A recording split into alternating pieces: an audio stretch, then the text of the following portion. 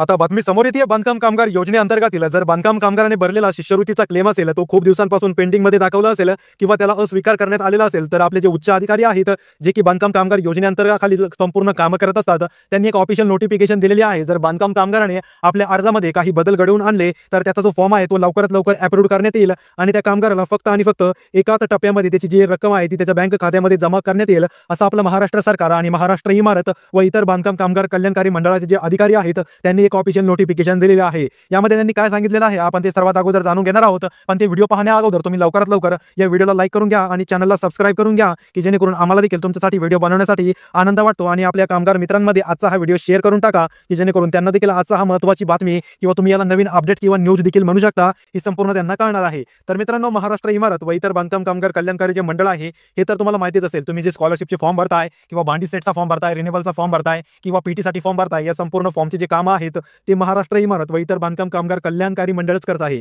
आता असं बांधकाम कामगार ज्यांनी शिष्यवृत्ती अर्ज भरला आहेत आणि त्यांच्यासाठी आनंदाची बातमी त्यांनी सांगितलेली आहे आणि ही जी बातमी आहे मी तुम्हाला ती अगोदरच सांगितलेली आहे ती कशाबद्दलची आहे, ज्या लोकांची फॉर्म पेंडिंग मध्ये आहे किंवा ऍक्सेप्ट झालेले आहेत आणि तरी देखील त्यांची जी बँक खाता आहे त्या बँक खात्यामध्ये लवकरात लवकर पैसे जमा करण्याचं हे जे नवीन धोरण आपल्या महाराष्ट्र सरकारने आपल्या समोर आणलेलं आहे। आता यामध्ये त्यांनी सांगण्याचा प्रयत्न काय केलेला आहे की कामगारांचा शिष्यवृत्ती अर्ज जर पेंडिंग मध्ये दिसत आहे, आता तुमचा अर्ज पेंडिंग मध्ये का दिसतो आता मी तुम्हाला सगळ्यात अगोदर ते समजून सांगतो। चुकीचे कागदपत्र भरल्याने तुमचा अर्ज पेंडिंग मध्येच दिसतो। त्यानंतर तुम्ही चुकीची स्कीम निवडल्याने देखील तुमचा जो अर्ज आहे तो पेंडिंग मध्येच दिसतो। त्यानंतर तिसरं कारण काय आहे, तुम्ही चुकीची बँकेची माहिती भरलेली आहे किंवा बँकेचे डिटेल्स आहेत तुम्ही त्या चुकीच्या भरलेल्या आहेत, त्यामुळे देखील तुमचा फॉर्म पेंडिंग मध्येच दिसतो। आणि जर खूप सारे फॉर्म असतील याचं एक सगळ्यात महत्त्वाचं कारण आणि सगळ्यात हेच कारण असतं जास्त करून जास्त अर्ज किंवा जास्त फॉर्म आपल्या महाराष्ट्र सरकारकडे असतील तर त्यांना एक चेक करण्यासाठी एक चेक फॉर्म करण्यासाठी जास्त कालावधी लागतो आणि तुम्हाला तर माहिती आहे एवढी मोठी रक्कम द्यायची ती काही फुकाट देता येत नाही, त्याचं व्यवस्थित चेकिंग केलं जातं आणि त्यानंतरच तुम्हाला तो लाभ दिला जात असतो। तो एक वेळ लागतो।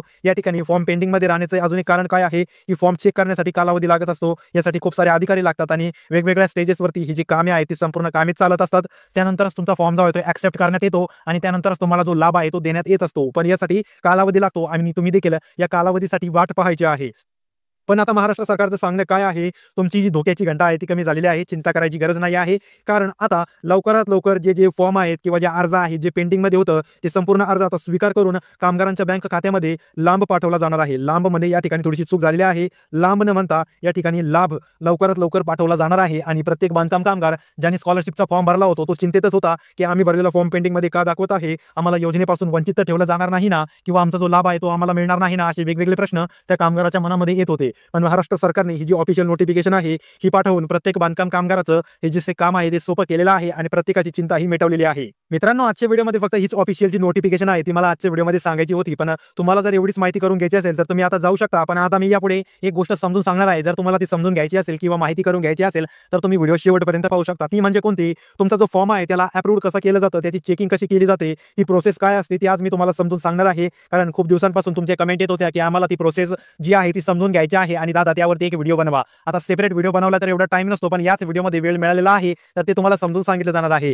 आता या ठिकाणी पहिला टप्पा असतो तो म्हणजे आपण आता सुरुवात करत आहोत, पहिला टप्पा असतो फॉर्म भरण्याचा। आता कामगाराने संपूर्ण कागदपत्र घेऊन व्यवस्थित ज्या ठिकाणी फॉर्म भरायचा आहे सायबरमध्ये भरू शकता, सेतूमध्ये भरू शकता, घरी भरू शकता किंवा तुम्ही आपल्या मंडळ जे आहे ज्या ठिकाणी त्या मंडळामध्ये जाऊन देखील फॉर्म भरू शकता। आता तुम्ही फॉर्म भरलाय, आता फॉर्म भरल्यानंतर दुसरी स्टेप येते ती म्हणजे कोणती स्टेप असते, ती स्टेप असते ती म्हणजे व्हेरिफिकेशनची। आता व्हेरिफिकेशनला डायरेक्ट बोलवलं जात नाही, फॉर्म भरताना तुम्हाला तुमच्या पसंतीची तारीख मागितली जाते किंवा सांगायला सांगितली जाते। आता या ठिकाणी तुम्ही काय करायचं आहे, तुमच्या आवडतीचा नंबर नाही सांगायचा, तुम्ही कोणती तारीख सांगायची, ज्या दिवशी तुम्हाला सुट्टी आहे किंवा ज्या दिवशी तुम्ही फ्री आहात, मोकळे आहात त्या दिवसाची तुम्हाला तारीख सांगायची आहे की जेणेकरून तुम्ही कुठल्याही प्रकारची अडचण न येता आपल्या मंडळापाशी जाऊन किंवा आपल्या जिल्हा सुधार केंद्राला जाऊन तुमचे कागदपत्रांचं जे व्हेरिफिकेशन आहे ते व्हेरिफिकेशन करून घ्याल की जेणेकरून तुम्हाला भविष्यात कुठलीही अडचण। थर्ड स्टेप असते ती म्हणजे तुमची चेकिंगची, फॉर्म चेकिंगची। आता यामध्ये कामगाराला काहीच करायची गरज नसते, ही जी थर्ड स्टेप आहे या थर्ड स्टेप पासून मंडळाचं काम असतं। आता मंडळ या ठिकाणी काय करतं, या तिसऱ्या चेकिंग मध्ये तुमचा फॉर्म पेंडिंग मध्ये पाठवतं। पेंडिंग मध्ये पाठवतं म्हणजे काही एरर नसतात, त्यामध्ये काही त्रुटी नसते। पेंडिंग मध्ये आपल्या मंडळाला वेळ लागत असतो तुमचा फॉर्म चेक करण्यासाठी, कारण एकाच बांधकाम कामगाराचा या ठिकाणी फॉर्म नसतो, वेगवेगळ्या प्रकारचे फॉर्म असतात। जसं रिन्युअलचा फॉर्म झालं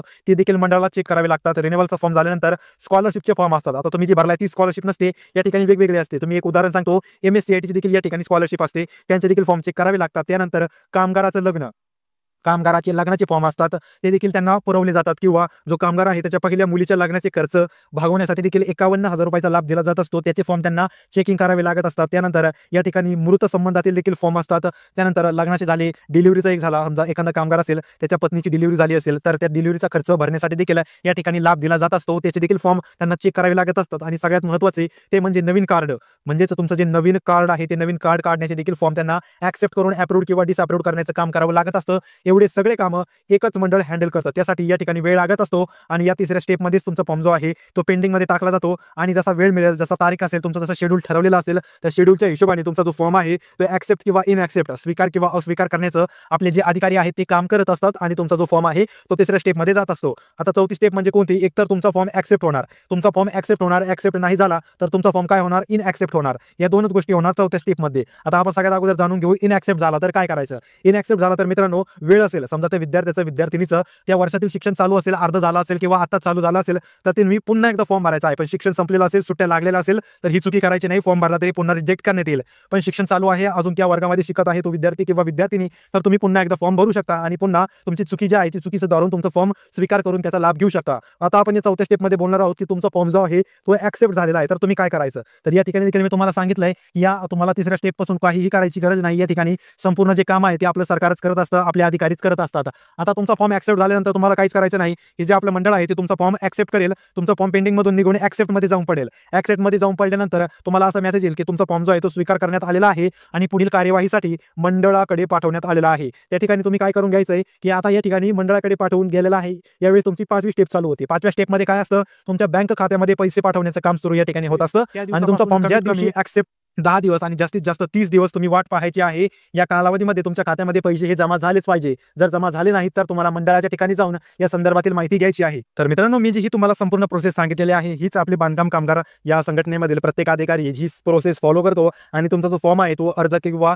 तुम्ही केलेला क्लेम असेल त्याला अप्रूव्ह किंवा डिसअप्रूव्ह करण्याचं काम करतो. आणि याद्वारे तुमचे स्कॉलरशिपचे जे फॉर्म असतात किंवा जे अर्ज असतात ते पेंडिंग मधून काढले जातात आणि तुम्हाला एकाच टप्प्यामध्ये पैसे दिले जातात. ही जी स्कॉलरशिप आहे ती एकाच टप्प्यामध्ये दिली जाते. या ठिकाणी तुम्हाला 2-3 टप्पे केले जात नाही आणि एकाच टप्प्यामध्ये तुम्ही केलेला लाभ किंवा तुम्ही केलेला अर्ज तुमचा पेंडिंग मध्ये काढून तुम्हाला लाभ दिला जातो. तर मित्रांनो, आजच्या व्हिडिओमध्ये फक्त एवढीच माहिती सांगायची होती. व्हिडिओ कसा वाटला कमेंट बॉक्समध्ये सांगा. या व्यतिरिक्त काही प्रश्न असतील तर ते देखील कमेंटमध्ये विचारू शकता. पण तुमची कमेंटचं उत्तर त्याच वेळेस मिळेल ज्यावेळेस तुम्ही व्हिडिओला लाईक केला असेल आणि चॅनलला सबस्क्राईब केलं असेल. अन्यथा तुमच्या कमेंटचं उत्तर दिलं जाणार नाही. त्यामुळे लवकरात लवकर व्हिडिओला लाईक करून चॅनलला सबस्क्राईब करून घ्या आणि आपल्या मित्रांमध्ये हा व्हिडिओ शेअर करा. तर भेटूया पुढील अजून एक महत्त्वाच्या व्हिडिओमध्ये. तोपर्यंत रामकृष्ण हरी.